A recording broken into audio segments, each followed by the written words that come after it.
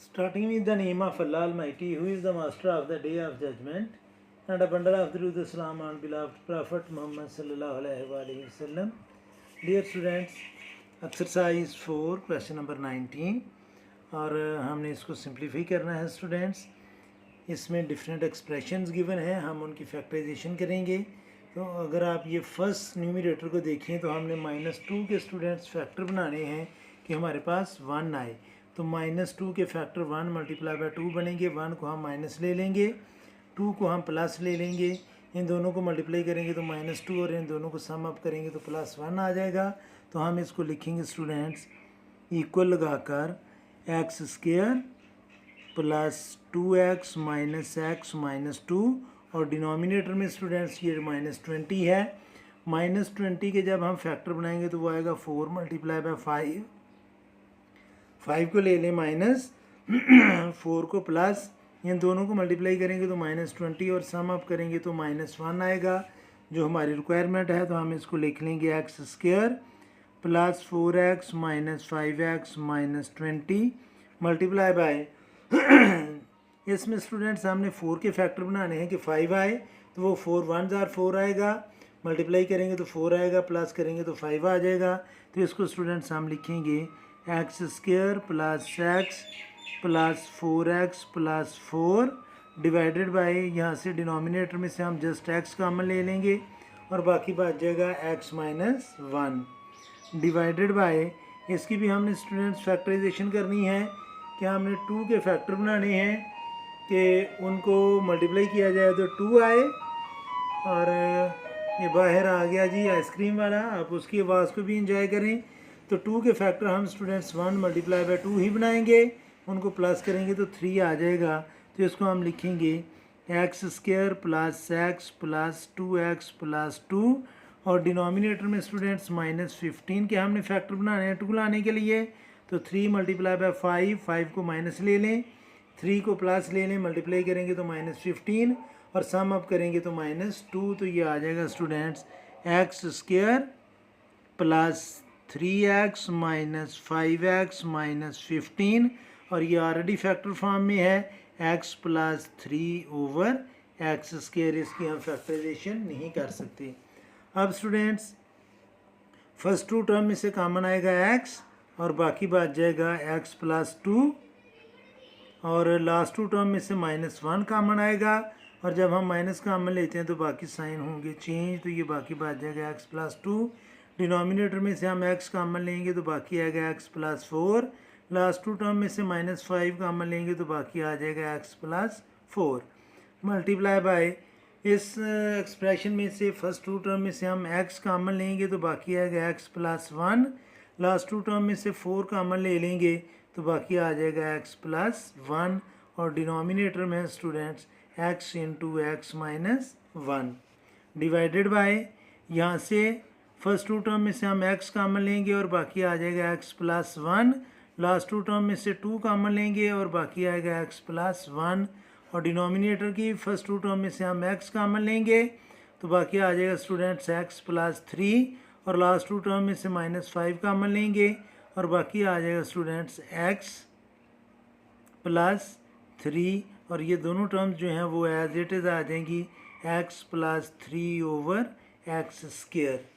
अब स्टूडेंट्स आपने नोट करना है कि यहाँ पर न्यूमरेटर में x + 2 कॉमन है और बाकी फैक्टर बच रहे हैं x - 1 ओवर x + 4 कॉमन आ रहा है और बाकी टर्म्स बच रही हैं x - 5 मल्टीप्लाई बाय.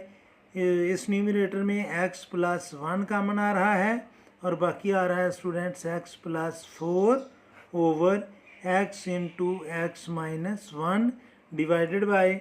स्टूडेंट्स इधर जो है x + 1 कॉमन नज़र आ रहा है और बाकी बचेंगे x + 2 और ये फैक्टर मल्टीप्लाई कर रहा है तो इसको भी मैं लिख लूँगा x + 3 होना चाहिए था, ये प्लस है मल्टीप्लाई नहीं है.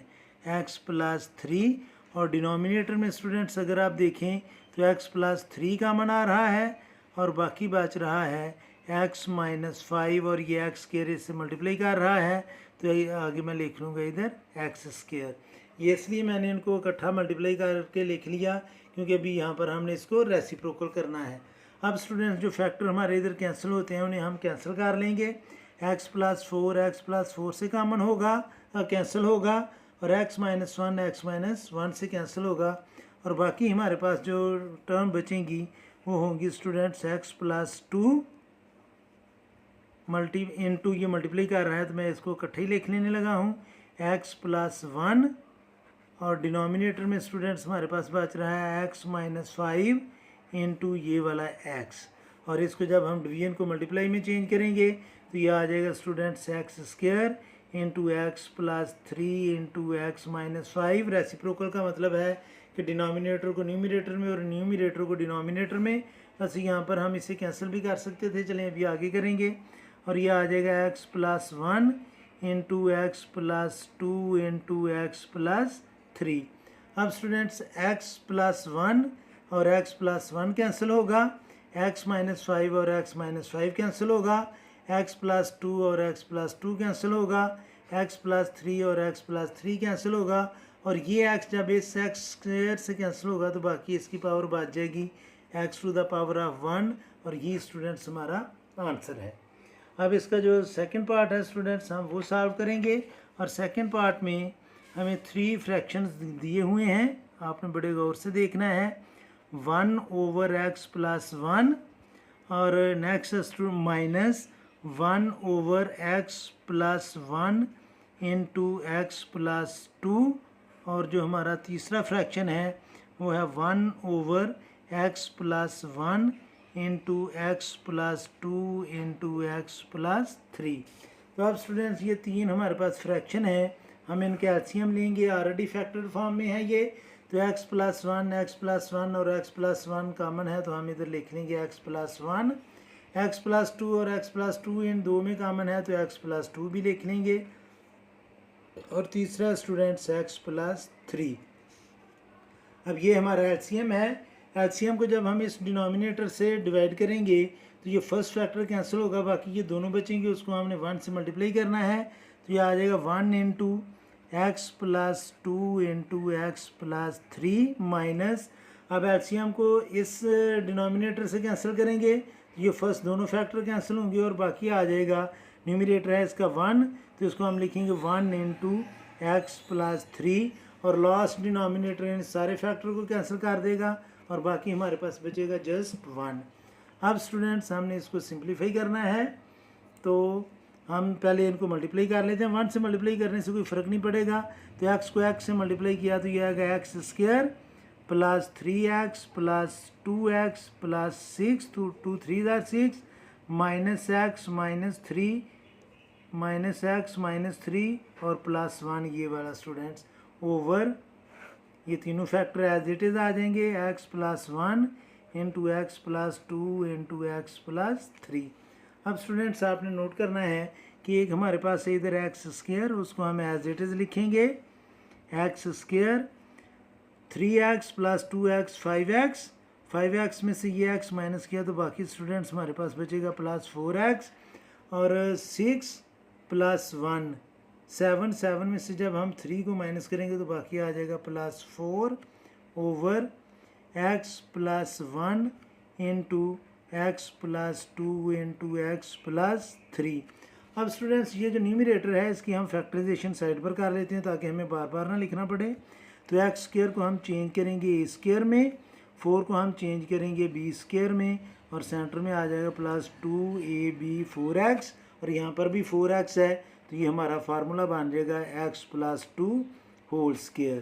तो इसको स्टूडेंट्स हम लिख लेंगे न्यूमरेटर को x + 2 होल स्क्वायर की जगह स्टूडेंट्स मैं 2 दफ़ा x + 2 लिख लेता हूँ, ओवर यह आएगा x + 1 into x + 2 into x + 3, तो x + 2 और x + 2 होगा कैंसिल, और हमारा आंसर आ जाएगा x + 2 over x + 1 into x + 3। तो ये स्टूडेंट्स हमने क्वेश्चन नंबर 19 को सॉल्व कर लिया है।